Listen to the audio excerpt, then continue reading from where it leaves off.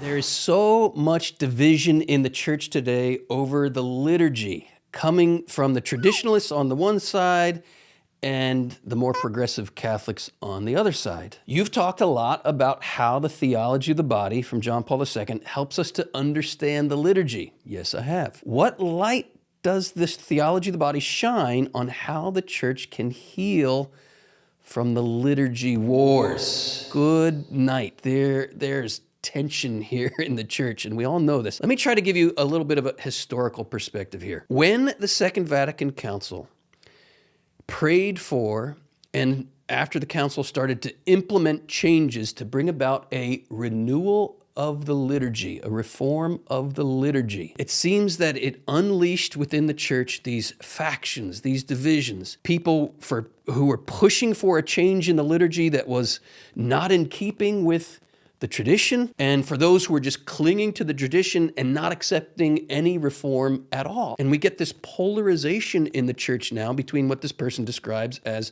the traditionalists on the one side and the progressives on the other. Historically, just keep this in mind. Whenever there's been a council, whenever there's been a major teaching of the church, a major council that had some correction of some heresies or some introduction of some new themes or what have you, there's typically historians will tell us, about 100 years of chaos before the fruit of the council is born, right? Well, we're only, 60 years out from the end of the council? We still got another 40 years to go. And I say that to just give a little bit of perspective. The renewal that the church sought in the Second Vatican Council has not yet borne its fruit. We're still in this time of post-conciliar chaos and friction and tension. And so you have this polarity. And I want to say this, that polarity that between the traditionalists and the progressives, there's a truth that both of them are trying to maintain, and there's a truth that both of them are blind to. And this is what causes the conflict. The traditionalists are right to say we can't just throw tradition out the window, but they kind of dig their heels in on that one truth, and they fail to hold it together with another truth, which is that things develop organically in the church that are not necessarily a departure from the tradition, but an organic development of it. The acorn, this is the traditional image, the acorn becomes an oak tree. They're of the same substance, but they look very different. So traditionalists are right to say, can't throw tradition away, but they're wrong to fail to recognize that that acorn needs to develop into the oak tree. Whereas the progressives are correct to say, hey, change happens and we need to embrace that, but they are wrong when they just throw the tradition away and fail to recognize the organic connection that needs to be maintained, again, between the acorn and the oak tree. So there's a certain truth over here that the progressives are clinging to, but they're failing to see the truth over here that the traditionalists are clinging to, and the traditionalists are clinging to this truth while failing to see the truth that the progressives are emphasizing, and that's why it creates what we're calling the Liturgy Wars. How do we bring peace in the midst of these liturgy wars, and what light can John Paul II's theology of the body shine on that? Well, guess what? I have a brand new book that addresses this issue from like a 30,000-foot view. It's hot off the press. It is called Eating the Sunrise, and the subtitle, Meditations on the Liturgy and Our Hunger for Beauty. And my goal in this book is really to return to the common denominator of the human heart. The common denominator that both the traditionalists and the progressives can say, yeah, that's what I want. And what is it? It's our hunger for beauty. This is the common denominator of our humanity. We're looking for beauty. And the whole purpose of liturgy is to consume, to bring into ourselves, to be nourished by capital B, beauty. So by way of introduction to this book, let me just read what the copy editor has placed on the back cover. What kind of creatures are we that we experience hunger not just for physical sustenance, but for beauty. Putting words to this profound cry of his heart, a student of mine once marveled, I don't only want to behold the beauty of a sunrise, I want to eat it. I'll never forget when this student of mine shared this. His name's Evan Lemoyne. He's gone on to become quite a promoter of the theology of the body in his own right, mostly in the Spanish-speaking world, if you want to look him up. This was, 15 years ago. He was in my class. And of course, as I talk about in every one of my classes, I was talking about this ache, this hunger that we have for beauty. And the proper name of that ache is eros, E-R-O-S. It is a longing for everything true, good, and beautiful. When you are smitten by the beauty of a starlit night, or the beauty of a flower, or the beauty of a song, or the beauty of the human body, that's eros. And C.S. Lewis says it so well. He says, we don't just want to behold beauty, although that seems sometimes enough, but no, there's something more. We want not just to behold it, we want, if it were even possible, we want to take it in ourselves. And my brothers and sisters, if we understand liturgy properly, this is exactly what the liturgy is. It is an invitation to eat the sunrise. What? Invitation to eat the sunrise. What the heck does that even mean? Well, listen to what I say here about the cosmic dimension of the liturgy. Do you know why the church has traditionally prayed her liturgy ad Orientem, facing the Orient, which means facing the land of the rising sun? Why is this the traditional posture of Christian prayer? Liturgy is always a celebration of Easter. East. Why is the word East in the very word Easter? It is always a celebration of Easter Sunday, the day of the sun. The East, the sun. What is the theme here, and what does that have to do with the liturgy? We find a key that unlocks the meaning of this cosmic symbolism in Psalm 19, where we read that the sun comes forth from its tent like a bridegroom, right? Like a bridegroom from its tent, the sun comes forth in the east. And nothing on earth is concealed from the burning heat of the sun, which is to say, nothing on earth is concealed from the fire of love of the bridegroom. This idea, if you're familiar with this channel, you've heard me say it many, many times, the whole Bible is summarized in 5 words. God wants to marry us. And this is why John Paul II describes the Eucharist as the sacrament of the bridegroom and of the bride. Do you know why the church prays her liturgy traditionally ad Orientem, facing the east? To orient the desire, the eros, the longing of the bride toward the coming of the bridegroom. It's literally written in the stars. What is the sun? It's the nearest star to planet Earth. And if we're reading God's sign language rightly, the rising of the sun in the east is the coming of the bridegroom. And this means, let me go back to my book, that those with eyes to see, right, praying ad Orientem, acknowledges that all of creation is ordered towards the nuptials of Christ in the church, which is to say, all of creation is ordered toward the liturgy. Those who understand God's sign language are able to read what God is saying to us through creation.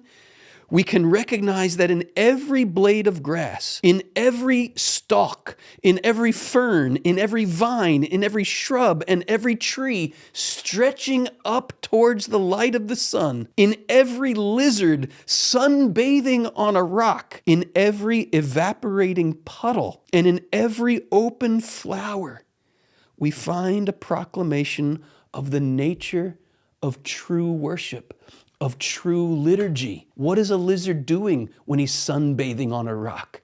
He's saying, I want the sunshine. What is a flower doing when it's opening? It's allowing the warmth of the love of the bridegroom to open it up. What is the desire of Christ the bridegroom for his bride in the Song of Songs? Open to me, my love, my dove, my perfect one. What is the liturgy? What is true worship? What is true prayer? Prayer, the fathers of the church tell us, and this is a quote from Pope Benedict XVI, prayer is nothing other than becoming a longing for God. What is liturgy? Liturgy means learning to orient your eros towards the beauty for which you are created. How do we overcome all of the division of the liturgy wars? We have to begin by getting in touch with the deepest longings of the human heart.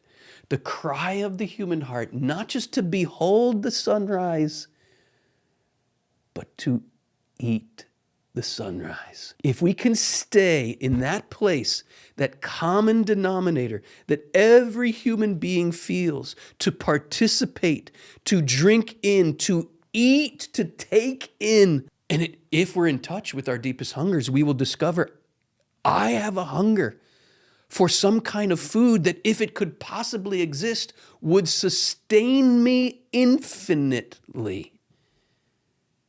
Well, this is the bold-ass claim, if I can put it that way, of the Catholic Church, that there is such a food.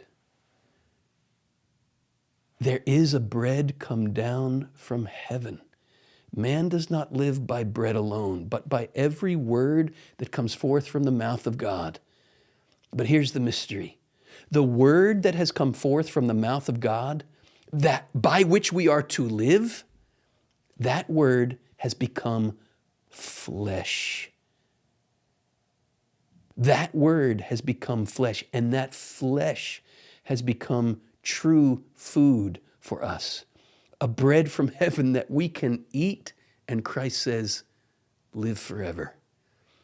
The claim of my book is that to overcome the liturgy wars, we have to return to the essential cry of the human heart, to what Pope Benedict XVI calls the fundamental and essential problem of human existence. What is it?